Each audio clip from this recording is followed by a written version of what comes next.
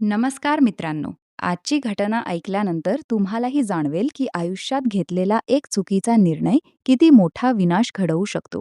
ही घटना आहे विदर्भातील एका छोट्याशा गावात घडलेली. गावाचं नाव आपण बदलून शांतीनगर असं धरूया. शांतीनगर गाव बाहेरून पाहायला अगदी साधं आणि शांत होतं. गावातील लोक मेहनती, साधे आणि आपापल्या आयुष्यात रमलेले. पण या गावात काही महिन्यांपूर्वी अशी एक घटना घडली ज्यामुळे संपूर्ण गाव हादरून गेलं. या गावात राहत होती कविता देशमुख. वय साधारण 28 वर्ष. दिसायला सुंदर, बोलायला शांत आणि स्वभावाने साधी. काही वर्षांपूर्वी तिचं लग्न निलेश नावाच्या व्यक्तीसोबत झालं होतं. निलेश गावात छोटंसं किराणा दुकान चालवत होता. संसार साधा होता पण सुखाचा होता. दोघांना एक लहान मुलगा होता जो गावातील शाळेत शिकत होता. पण नियतीला काही वेगळंच मान्य होतं. कोविडच्या काळात निलेश गंभीर आजारी पडला आणि काही दिवसांतच त्याचा मृत्यू झाला. त्या दिवसानंतर कविताचं आयुष्य पूर्ण बदललं. घर, दुकान, मुलाची जबाबदारी सगळं तिच्या खांद्यावर आलं. सकाळी उठल्यापासून रात्री झोपेपर्यंत ती धावतच असायची.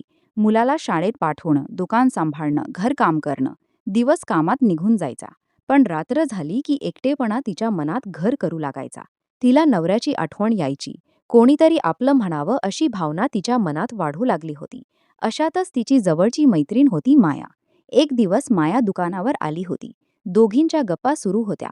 बोलता बोलता मायाने घरातील रिकामी खोली भाड्याने देण्याचा सल्ला दिला. तुला अतिरिक्त पैसे मिळतील, ती म्हणाली. हा विचार कविताला आवडला. त्या दिवसानंतर तिने गावात चौकशी सुरू केली की कोणी भाड्याने राहायला येतं का. काही दिवस शांततेत गेले. एक संध्याकाळ, पावसाळ्याचा दिवस. गावाच्या मुख्य रस्त्यावर अचानक एक मोठा ट्रक थांबला. ट्रकचा चालक होता विकास. त्याच्या गाडीचं टायर खराब झालं होतं. तो वैतागलेल्या अवस्थेत जवळच्या दुकानात आला आणि ते दुकान होतं कविताचं. विकासने सिगारेट घेतली. थोडा वेळ दुकानासमोर उभा राहिला आणि त्याची नजर कवितावर गेली. कविता साध्या साडीमध्ये होती. चेहऱ्यावर थकवा होता, पण तरीही तिच्या व्यक्तिमत्वात एक वेगळीच ओढ होती. विकास बोलायला सुरुवात करू लागला. तुम्ही इथेच राहता का? दुकान तुमचंच आहे का? सुरुवातीला कविता साधं उत्तर देत होती, पण बोलता बोलता विकासला समजलं की ती एकटी राहते. त्याच्या मनात लगेच वेगळे विचार सुरू झाले. थोड्या वेळाने तो म्हणाला, माझी गाडी उद्यापर्यंत दुरुस्त होणार नाही. गावात ओळख नाही. एखादी रूम मिळाली तर रात्र काढता येईल. कविताला लगेच मैत्रिणीचं बोलणं आठवलं. तिने काही वेळ विचार केला आणि म्हणाली, घरात एक रिकामी खोली आहे. तुम्हाला चालत असेल तर राहू शकता. विकास लगेच तयार झाला. त्या रात्री कविताने त्याच्यासाठी जेवण बनवलं. विकास जेवताना सतत तिच्याकडे पाहत होता. रात्र वाढत गेली. मुलगा झोपला होता. घरात शांतता होती.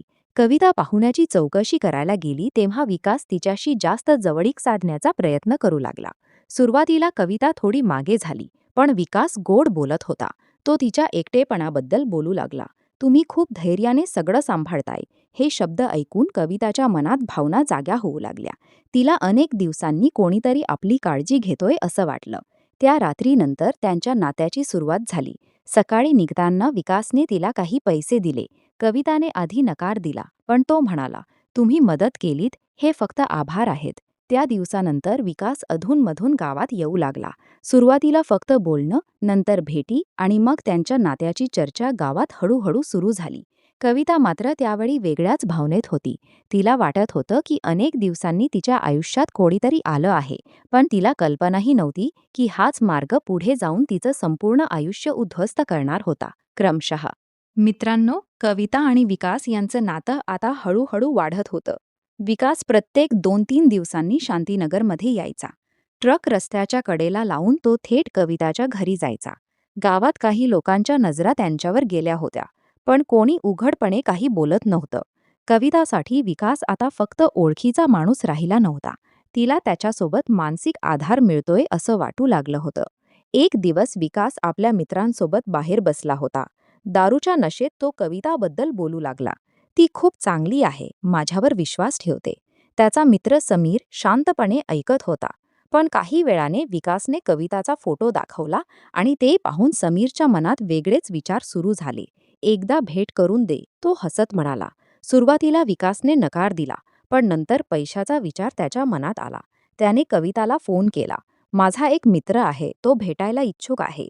फोनच्या दुसऱ्या बाजूला काही क्षण शांतता होती. कविताच्या मनात संघर्ष सुरू झाला.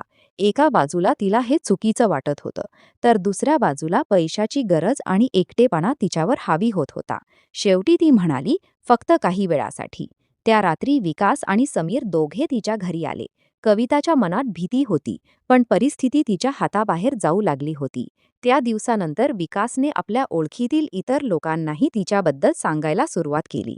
हळूहळू कविताच्या घरी वेगवेगळे लोक येऊ लागले. सुरुवातीला तिला वाटलं होतं की हे फक्त थोड्या दिवसांचं आहे, पण आता ती त्या जाळ्यात अडकत चालली होती. तिच्याकडे पैसे येऊ लागले, घरात नवीन वस्तू येऊ लागल्या, ती स्वतःकडे जास्त लक्ष देऊ लागली. गावात चर्चा सुरू झाली, कविता अचानक इतकी बदलली कशी? तिची मैत्रीण माया एक दिवस तिला भेटायला आली. तिने कविताचं बदललेलं आयुष्य पाहिलं. नेमकं काय सुरू आहे? मायाने विचारलं. कविता काही वेळ शांत राहिली, पण शेवटी तिने सगळं सांगितलं. हे ऐकून माया हादरली. तू चुकीच्या मार्गावर चालली आहेस, ती म्हणाली.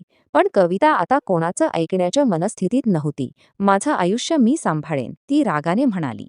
माया तिथून निघून गेली, पण तिच्या मनात अस्वस्थता होती. घरी गेल्यावर तिने नकळत ही गोष्ट आपल्या नवऱ्याला सांगितली. त्याचं नाव होतं विनय. विनयने आधी शांतपणे ऐकलं, पण त्याच्या मनातही आता चुकीचे विचार निर्माण झाले. त्याने ठरवलं की परिस्थितीचा फायदा घ्यायचा. त्या रात्री तो थेट कविताच्या घरी गेला. कविता दार उघडताच तो म्हणाला, मला सगळं माहिती आहे. कविता घाबरली. गावात जर हे सगळं पसरलं तर? तो मुद्दाम बोलला. कविता विनवणी करू लागली. तिला आपल्या मुलाची आणि बदनामीची भीती वाटत होती. विनयने त्या भीतीचाच फायदा घेतला. त्या दिवसानंतर तोही वारंवार तिच्याकडे जाऊ लागला. कविताचं आयुष्य आता पूर्णपणे बदललं होतं. ती बाहेरून आनंदी दिसत होती, पण आतून तुटत चालली होती.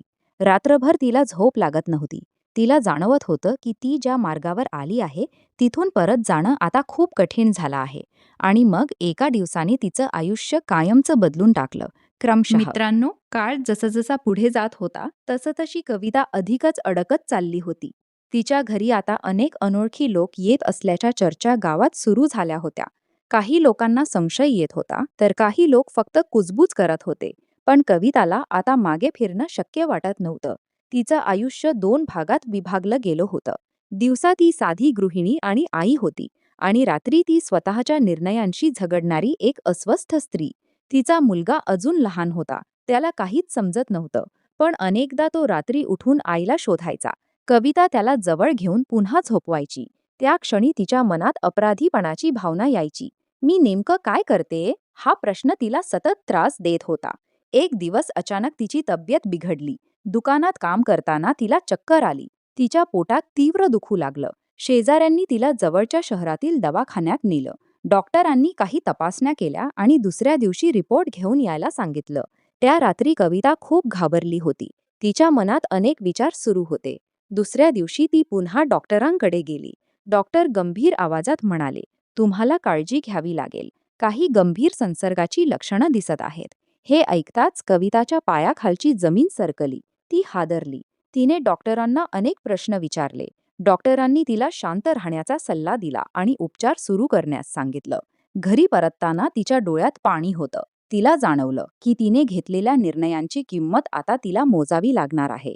त्या दिवशी तिची मैत्रीण माया पुन्हा भेटायला आली. कविता रडू लागली आणि तिने सगळं सांगितलं. माया देखील हादरली. मी तुला आधीच सावध केलं होतं, ती म्हणाली. पण आता वेळ हातातून निसटली होती. दरम्यान मायाचा नवरा विनयही घाबरला, कारण तोही कविताच्या संपर्कात आला होता. त्याच्या मनात भीती निर्माण झाली. त्याने गुपचूप तपासणी करून घेतली. रिपोर्ट येईपर्यंत तो प्रचंड तणावात होता. रिपोर्ट हातात घेताच त्याच्या चेहऱ्याचा रंग उडाला. त्याला प्रचंड राग आला. त्याच्या मनात एकच विचार फिरू लागला, माझं आयुष्य उद्ध्वस्त झालं. त्या दिवसानंतर तो विचित्र वागू लागला. घरात शांत बसायचा, कोणाशी बोलत नव्हता. माया त्याला विचारायची, काय झालंय, पण तो उत्तर द्यायचा नाही. त्याच्या मनात राग, भीती आणि सूड या भावना वाढत होत्या. एक रात्री तो अचानक घरातून बाहेर पडला. त्याच्या चेहऱ्यावर संताप स्पष्ट दिसत होता. तो सरळ कविताच्या घराकडे निघाला आणि त्या रात्रीनंतर शांतीनगर गावात अशी घटना घडली, ज्यामुळे संपूर्ण परिसर हादरून गेला. क्रमशः मित्रांनो, ती रात्र शांतीनगर गावासाठी काळी रात्र ठरली. गावात सगळीकडे शांतता होती. लोक गाढ झोपेत होते. कविता आपल्या घरात होती. मुलगा शेजारच्या खोलीत झोपला होता. रात्री उशिरा अचानक दारावर जोरात आवाज झाला. कविता घाबरली. तिने दार उघडलं आणि समोर विनय उभा होता. त्याचा चेहरा रागाने भरलेला होता. कविता काही बोलण्याआधीच तो घरात शिरला. तो संतापाने ओरडू लागला. माझं आयुष्य उद्ध्वस्त झालं. कविता घाबरून मागे सरकत होती. ती त्याला शांत करण्याचा प्रयत्न करत होती, पण त्याच्या मनातला राग नियंत्रणाबाहेर गेला होता. दोघांमध्ये जोरदार वाद सुरू झाला. आवाज वाढत गेला. कविता रडत होती. ती त्याला समजावत होती, पण विनयच्या डोक्यात फक्त सुरदाची भावना होती. रागाच्या भरात त्याने घरातील एक जड वस्तू उचलली आणि पुढच्या काही क्षणांत अशी घटना घडली, ज्यामुळे 3 कुटुंबांचं आयुष्य कायमचं बदललं. कविता गंभीर जखमी झाली. आवाज ऐकून शेजारी जागे झाले. लोक धावत घराबाहेर जमा झाले. विनय काही क्षण तिथेच उभा राहिला. त्याला समजलं होतं की आता सर्व काही संपलं आहे. तो थेट पोलीस स्टेशनमध्ये गेला. तिथे जाऊन त्याने स्वतः घडलेला प्रकार सांगितला. पोलीस तात्काळ घटनास्थळी पोहोचले. कविताला दवाखान्यात नेण्यात आलं, पण तोपर्यंत खूप उशीर झाला होता. संपूर्ण गाव हादरलं. लोक वेगवेगळ्या चर्चा करू लागले. कोणी कविताला दोष देत होतं, तर कोणी परिस्थितीला. माया पूर्णपणे तुटून गेली होती. तिच्या डोळ्यासमोर मैत्रीण गेली होती आणि दुसऱ्या बाजूला तिचा स्वतःचा संसारही उद्ध्वस्त झाला होता. कविताचा लहान मुलगा मात्र काहीच समजू शकत नव्हता. तो सतत एकच प्रश्न विचारत होता, आई कुठे गेली? तो प्रश्न ऐकून गावातील लोकांच्याही डोळ्यात पाणी येत होतं. पोलिसांनी पुढील तपास सुरू केला. गावात काही दिवस तणावाचं वातावरण होतं. मित्रांनो, या घटनेत अनेक चुका झाल्या. एकटेपणा, चुकीची संगत, लोभ आणि भावनांवर नियंत्रण न ठेवणं, या सगळ्यामुळे अनेक आयुष्य उद्ध्वस्त झाली. कधी कधी एका चुकीच्या निर्णयाची किंमत फक्त एक व्यक्ती नाही, तर संपूर्ण कुटुंबाला मोजावी लागते. आजही शांतीनगर गावात या घटनेची चर्चा होते. लोक मुलांना आणि तरुणांना एकच गोष्ट सांगतात, आयुष्यात कितीही कठीण प्रसंग आले तरी चुकीच्या मार्गावर जाऊ नका. तर मित्रांनो, या संपूर्ण घटनेबद्दल तुम्हाला काय वाटतं? तुमचं मत कमेंटमध्ये नक्की सांगा. व्हिडिओ आवडला असेल तर लाईक करा आणि अशाच सत्य घटनांसाठी चॅनलला सबस्क्राईब करायला विसरू नका. धन्यवाद.